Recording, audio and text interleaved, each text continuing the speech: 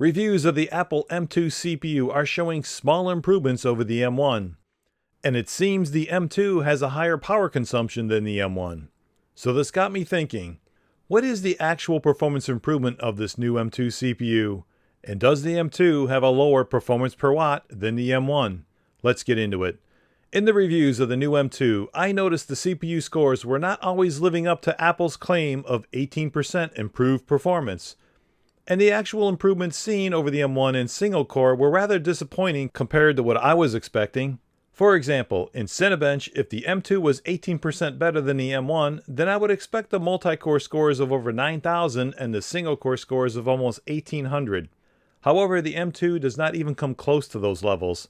In review after review, the multi-core scores were always a little more than just 10% better, and the single core score was always less than 5% better.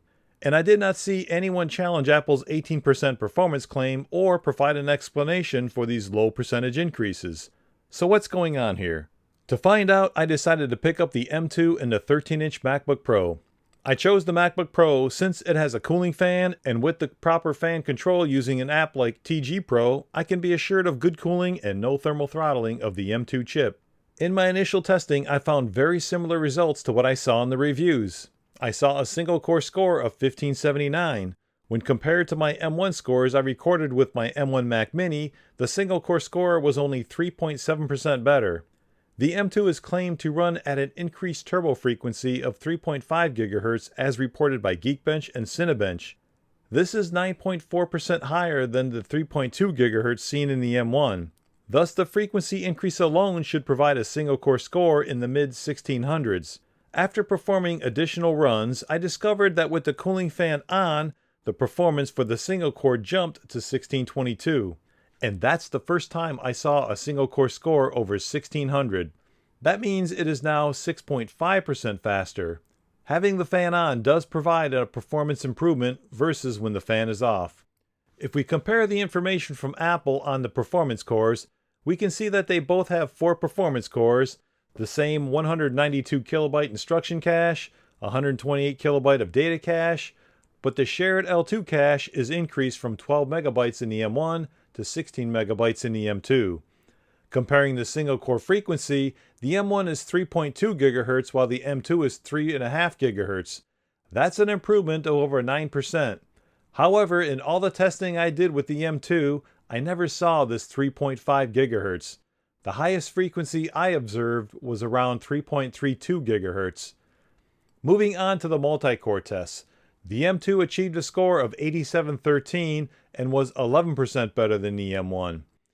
If we compare the all-core frequencies, we see the M2 is now 3.2 GHz versus the 2.989 GHz in the M1. That is an improvement of 7.2%. So if the frequency increase in the performance cores can't explain the multi-core increase, there must be another explanation. And here we have to look at the efficiency cores. Looking at the information Apple provided, we see that there is no change in the E-core architecture from the M1 to the M2.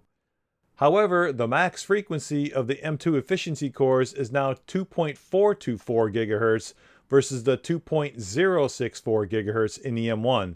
That is a rather large 17.4% improvement in frequency. So the overall performance achieved is more complex than people have been able to explain. We have improved performance in both the performance cores as well as the efficiency cores. The 6% gain in the performance cores plus the 17% gain in the frequency of the efficiency cores together provide the 11% better performance in the overall multi-core score. This was very interesting to me and really explains a lot of what I have observed with this M2 over the past month. And using this system day to day, I don't notice a significant difference between this laptop and my M1 machines that I own, either my M1 Mac Mini or my M1 MacBook Air. Faster performance cores will make your machine feel faster. Faster efficiency cores will not. And the 6% faster performance cores was not significant enough to be noticed. What about performance per watt? The M2 when running the Cinebench R23 multi-core test was consuming just over 20 watts of power, while the M1 would consume just under 15 watts of power. So the M2 is now consuming more than 30% more power than the M1. I calculated the performance per watt by taking the multi-core performance in Cinebench and dividing that by the average power consumption. In this chart, I decided to include the other members of the M1 family that I benchmarked previously. You can see the base M1 on the far left, and it scores over 500 Cinebench points per watt, while the M2 on the far right is lower at 431 Cinebench points per watt. This is still far better than AMD's Ryzen 5 5600X, but still lower than M1. So yes, the M2 does in fact have lower performance per watt than the M1. The M1 was just really good. The fact that the performance cores are really only a single-digit gain from the M1 really explains all that I have observed while using it day to day. When Apple introduced the M1, the performance cores were so much faster than Intel CPUs that you immediately noticed the performance difference. We don't get that with the M2. Lower performance per watt, along with the fact that the M2 doesn't feel faster, it doesn't feel snappier, in fact it doesn't feel like an upgrade, just really puts a damper on the release of the M2. And while some people will dismiss it and say, so what, it's just an entry-level MacBook, you have to keep in mind the M2 performance core is the foundation for future chips in the M2 Pro and M2 Max to be used in future Macs.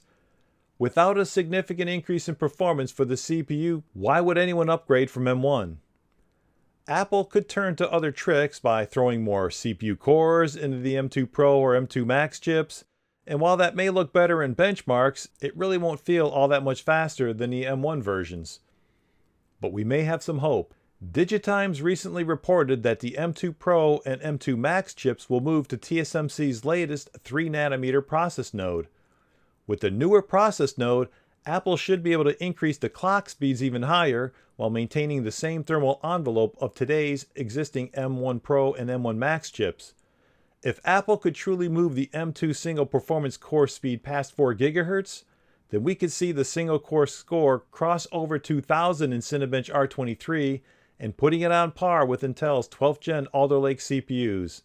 Now that would be an awesome improvement and something to get excited about. It will also be interesting to see how this would compare to AMD's Ryzen 7000 CPUs set to be released in September and Intel's 13th generation CPUs in October.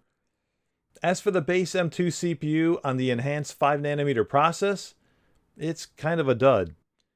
It really doesn't perform all that much different from the M1 CPU, and quite frankly, it is not a reason to upgrade from the M1. And based on the analysis, we now understand why. Check out my videos on the M1 family of chips and how it compares to other CPUs and GPUs here, and I'll also look into the M2 GPU comparison as well. Thank you all so very much for watching. Stay safe, and I will see you in the next one.